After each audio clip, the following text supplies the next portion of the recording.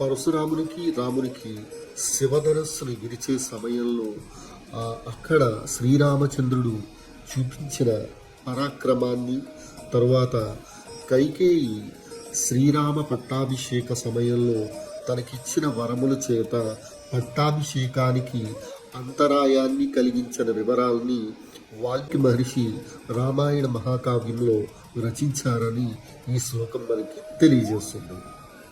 రామ రామ వివాదం చ గుణాం దాశరథేస్తథా తథాభిషేకం రామస్య కైకేయ విభేదనం. శ్లోకం ఏం తెలియజేస్తుందంటే, కైకేయి ద్వారా శ్రీరామ పట్టాభిషేకానికి జరిగిన ఆటంకం ద్వారా శ్రీరామచంద్రుడు అడవులకు వెళ్ళడం ద్వారా తన తండ్రి అయిన దశరథ మహారాజు బెంగతో పరలోకాన్ని ఆశ్రయించారని వాల్మీకి మహర్షి రామాయణంలో రచించారని ఈ శ్లోకం మనకి తెలియజేస్తుంది.